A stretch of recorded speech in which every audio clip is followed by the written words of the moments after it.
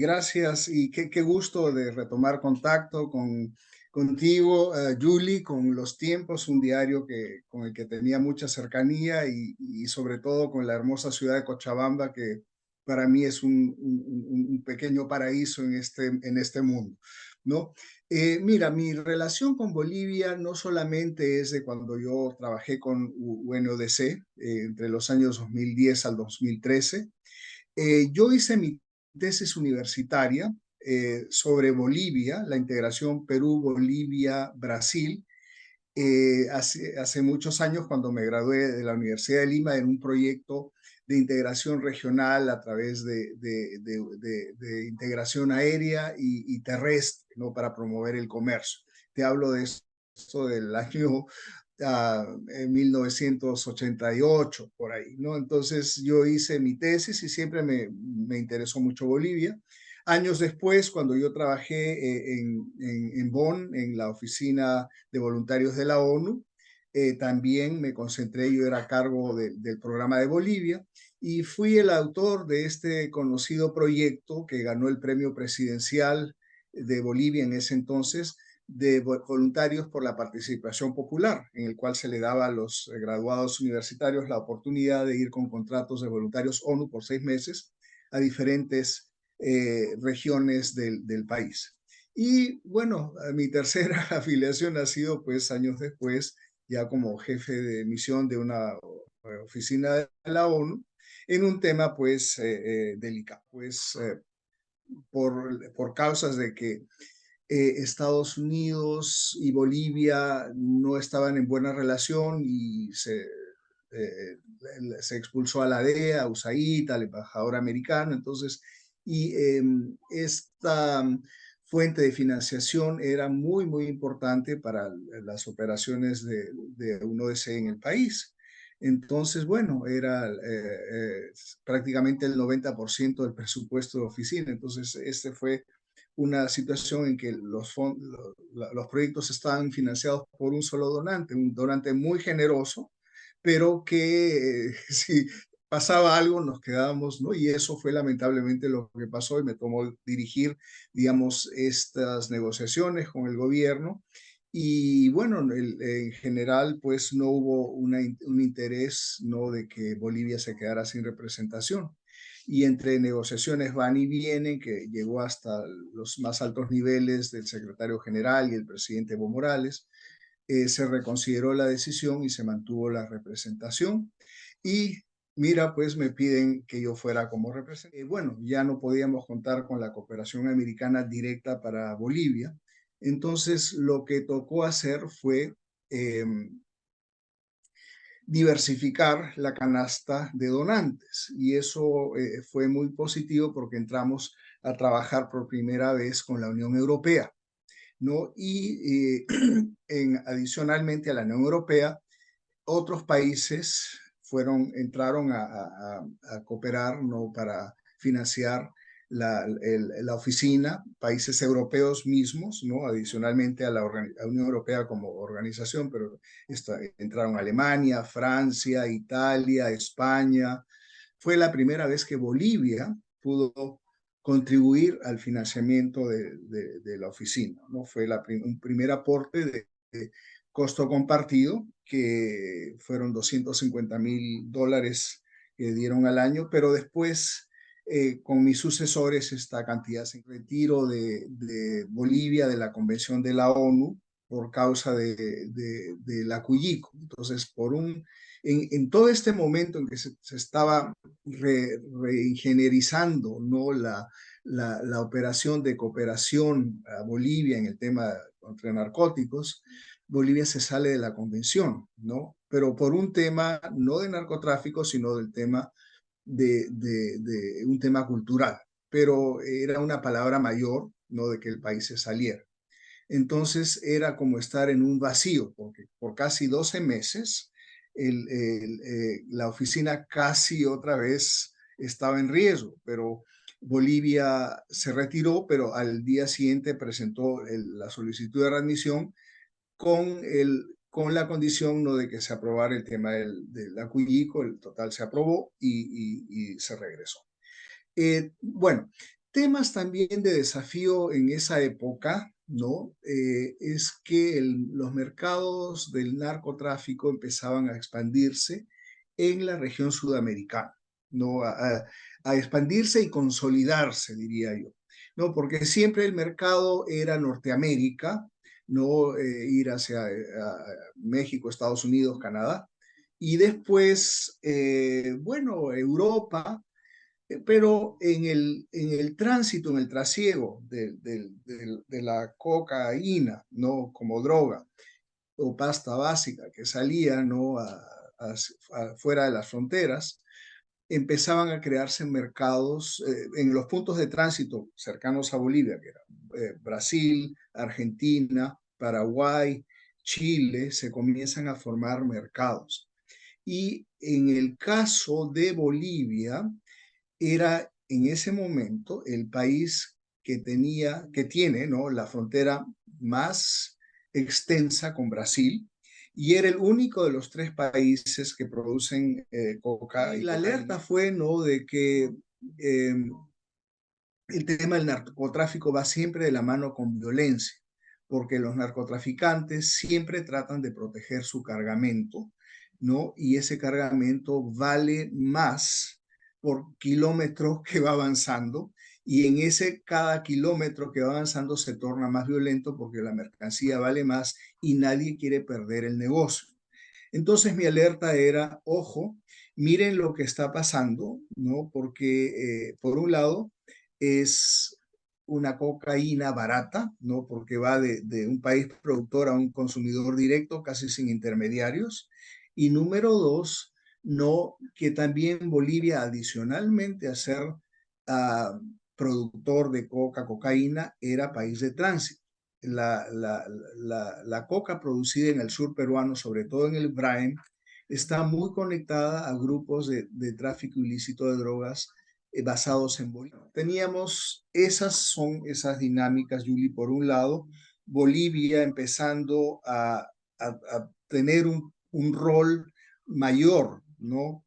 Comercializando ilícitamente cocaína, no solamente boliviana, sino una gran cantidad que era producida en el Perú, que iba hacia Bolivia para satisfacer el mercado del cono sur sudamericano y de ahí también hacia Europa, ¿no? Porque Brasil no produce, entonces lo que viene a través de Bolivia es lo que alimenta, pues, todos estos esquemas de violencia que uno escucha en Sao Paulo, en Río, en Recife, ¿no? Sabemos que hay mucha violencia urbana en Brasil, y esta violencia urbana está alimentada por los grupos de crimen organizado que se han venido posicionando, ¿no? Que inicialmente se dedicaban a otras cosas, a temas políticos, como eran las FARC en Colombia, ahora el primer Comando Capital y el Comando Vermelho, colgaron sus vestiduras políticas o de avanzada y se han convertido, pues, en acólitos y defensores directos del narcotráfico. Entonces, estos no son los que dominan el mercado, porque, digamos, las organizaciones de droga bolivianas son más o menos débiles en comparación, pues, al engranaje que mantienen estos dos grupos brasileños y otros. Entonces, eso era lo que se estaba viendo. Y la alerta que yo diera, mire, ojo, vean lo que pasa en Centroamérica, lo que pasa en México, cómo estos países se han convertido en los países, y en Venezuela, ¿no? Países que por ser parte del trasiego, del tráfico de drogas, se han convertido en los países más violentos del mundo, ¿no? Entonces,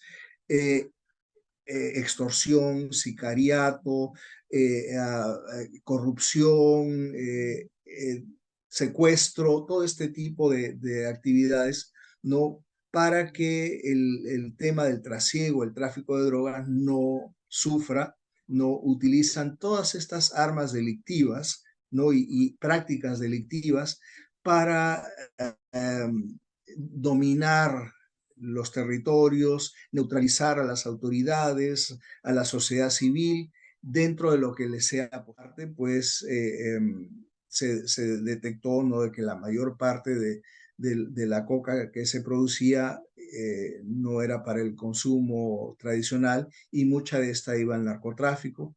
Y todo esto también fue refrendado por unas estadísticas de Discoin, ¿no? De que indicaban, ¿no? De que la mayor parte de la coca del Chapare iba hacia otros mercados. Entonces, estos eran los riesgos, ¿no? Grandes que vimos hace 10 años y las alertas, ¿no? Que era, bueno, no hay que disminuir, ¿no? Obviamente en el año 2010 que yo llegué hasta el 2013, hubo, sí, una reducción continua de los cultivos, ¿no? Bajó del 2009 al 2010, del 2010 al 2011, del 2011 al 2013, entonces hubo un bajón.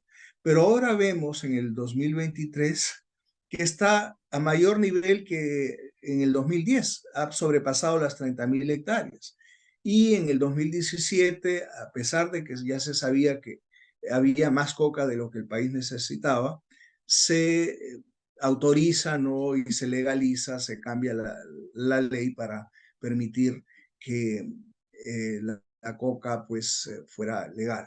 Entonces, y esto crea pues más riesgos al país, no era necesario. Yo ya no estaba en el país en esa época, pero cuando supe la noticia, conociendo el tema, yo pensé, no, esto no es una buena decisión, probablemente el presidente Evo Morales, siendo presidente de los cocaleros, no estaba bajo una enorme presión de sus seguidores y bueno, no, y a pesar de que Bolivia es el menor productor, o sea, no podemos pensar de que la coca boliviana es la que abastece a todo el mundo. Los mayores productores y abastecedores son Colombia y el Perú, ¿no? En comparación a Bolivia, que es mucho menor, pero Bolivia tiene un gran potencial de seguir produciendo, porque es un país con el terreno adecuado, fértil, amplio, un país grande con poca población, donde si los mercados se amplían, y es lo que ha pasado este año, se va a buscar más terreno para el cultivo. Y el peligro que también detectamos en mi época, que se alertó, era el peligroso avance de los cultivos de coca en parques nacionales y áreas protegidas, ¿no? Tanto en la zona de Yungas como en el Chapare, el Tignis y otros parques nacionales, Amboró, etcétera, que ya habían detectado producción de cocaína, perdón, de coca y laboratorios de producción de cocaína, que eso es, incluso es lo más letal, porque cuando se siembra la coca hay que deforestar y la coca empobrece el terreno, pero cuando se transforma en el terreno la hoja de coca a pasta base y cocaína, la cantidad de químicos que se utiliza ahí no solamente empobrece el terreno, sino que contamina las aguas y contamina y enferma a las personas que están haciendo esta labor. Y muchas de estas son campesinos, migrantes o también poblaciones indígenas, ¿no? De la zona que por dinero pues se ven obligados a hacer este negocio. Entonces, ese... César, en relación a la ampliación de los cultivos, ¿no? A 20.000 hectáreas, ahora ya es muy complicado el poder Ya se retroceder. amplió, ¿no? Se hizo, pero estar seguros de que esta ampliación no va para el narcotráfico, que esta ampliación, ¿no? De la coca que se considera como legal dentro del país, que sea pues monitoreada de una forma de que no cae en las manos equivocadas. Eso es el punto importante. Obviamente no era necesario ampliar, Bolivia no necesitaba esa cantidad de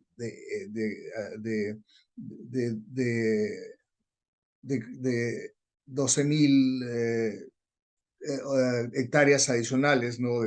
De hoja de coca, ¿no? Pero esto no ayuda, ¿no?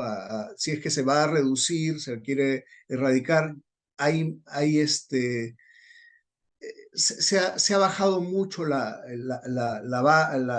guardia en esto, ¿no? Dar esta amplitud, bueno, se empieza a cultivar, entonces quizás muchas de estas cultivos eran ilegales, ahora se ha dado pues con una especie de amnistía, pero ¿hacia dónde va? Es la producción, ¿no? Si es de que siempre se decía que estaba yendo al narcotráfico. Entonces, importante continuar erradicando, ¿no? Y yo he visto, ¿no? Que actualmente sí hay un ministro del Interior muy activo, ¿no? He visto algunos resultados, ¿no?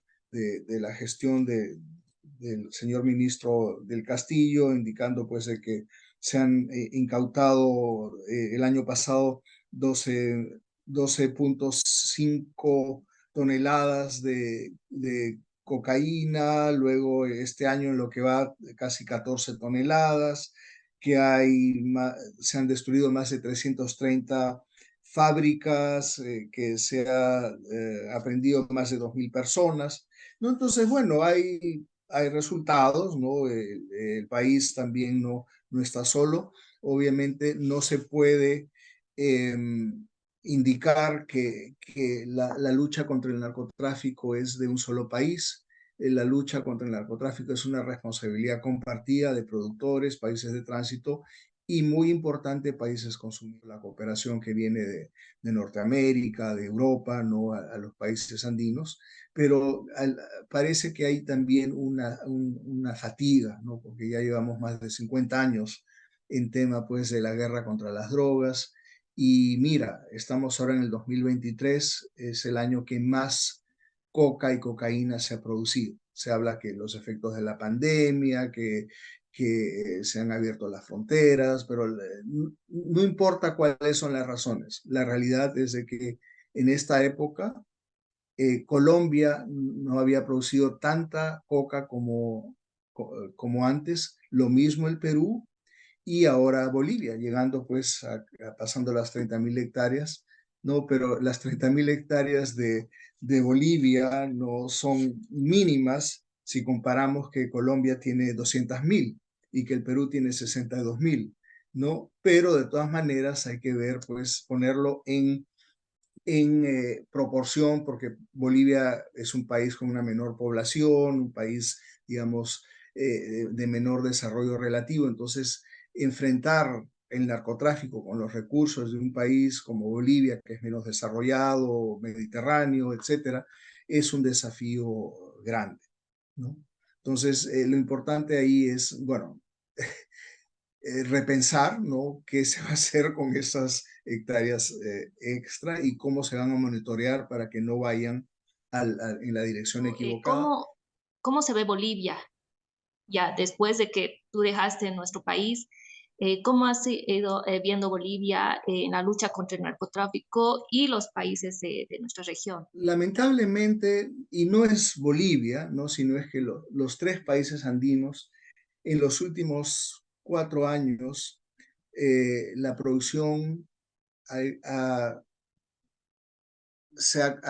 no ha cesado de incrementarse, ¿no? Y la violencia, ¿no? Y esta violencia también está afectando desmedidamente a países vecinos. No vemos los niveles de violencia que ha pasado ahorita en Ecuador, que es un pequeño país eh, incrustado entre los dos mayores productores, que es Colombia y el Perú.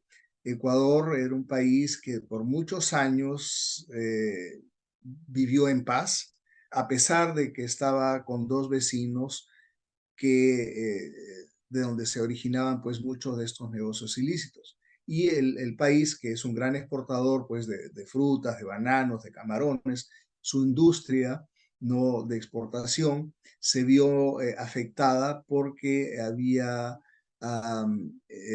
los narcotraficantes se valieron pues de esta situación para esconder, ¿no?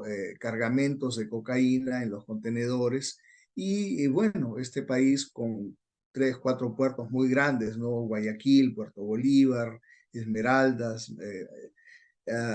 Manta, eh, eh, se malutilizó, pues se afectó mucho, ¿no? El comercio de este país porque llegaron pues los grupos de crimen no organizado vinculados al narcotráfico, tanto en Colombia, el Perú, y vinieron también los carteles mexicanos, ¿no? Porque eh, Ecuador engloba, ¿no? Sirve como plataforma para la cocaína producida en Colombia y la cocaína producida en el Perú.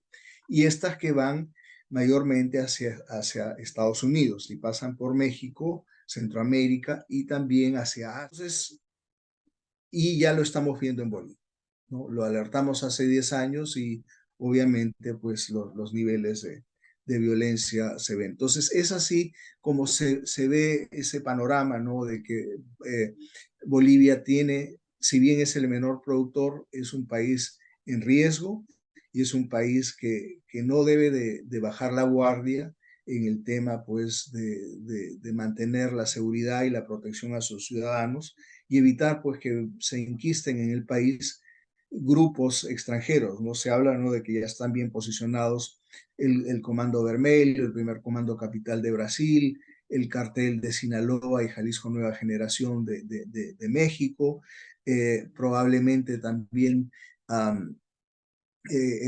está, bueno, esto van de la mano con otros grupos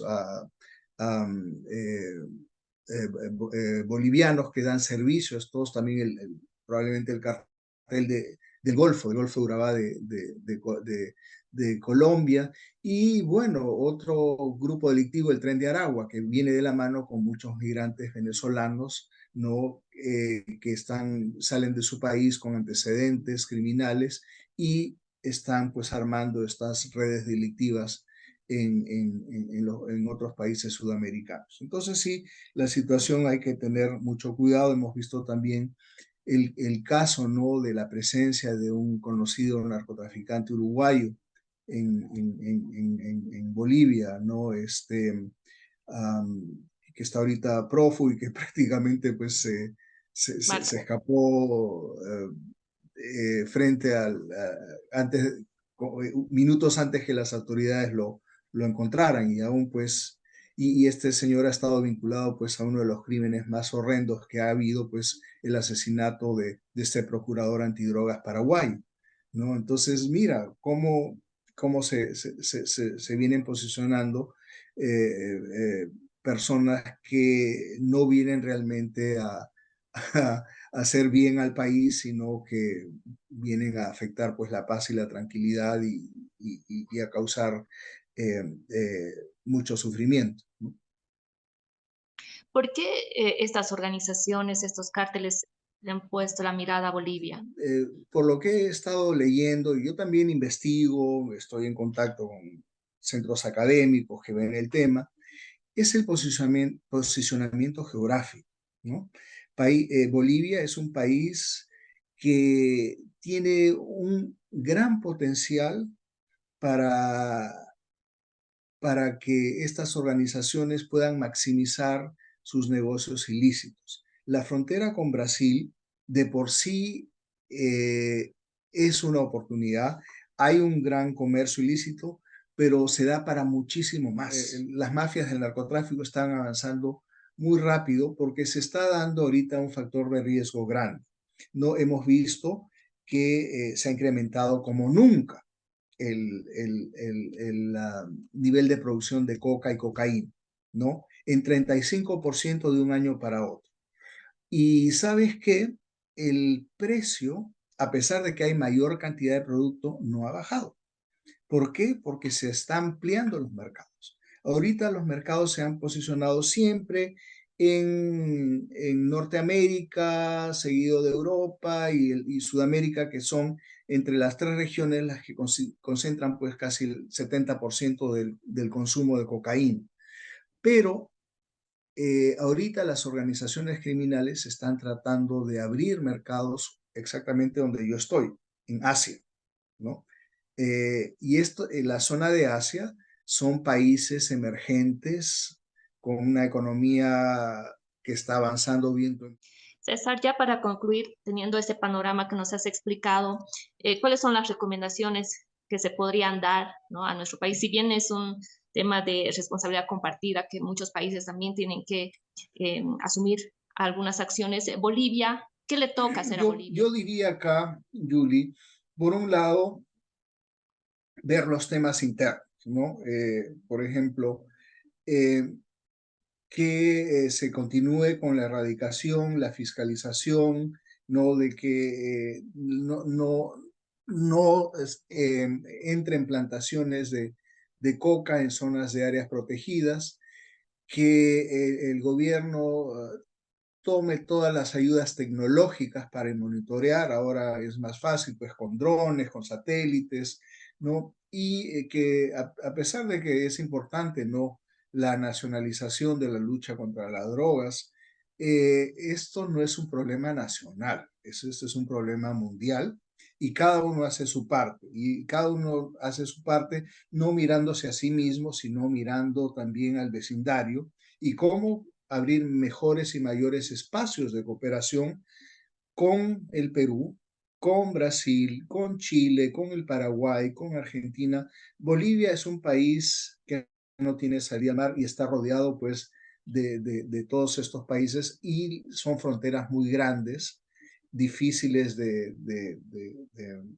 que son muy vulnerables, pero dentro de todo eso también la tecnología puede ayudar a que, por un lado, porque lo más fácil siempre es eh, confiscar, ¿no? O primero erradicar en el lugar, ¿no? Porque una vez de que estas plantaciones se convierten en pasta básica y en clorhidrato, ya es mucho más difícil interceptarlos. Entonces, lo bueno es monitorear bien los cultivos y de que esto, pues, se puedan manejar de una manera coherente, responsable, ¿no? Ver esquemas de desarrollo alternativo, no tener pues mesas de diálogo, no, porque sabemos, ¿no?, de que la coca que se produce, que no es para el consumo tradicional, va al narcotráfico y ese narcotráfico destruye gente, destruye familias, destruye países.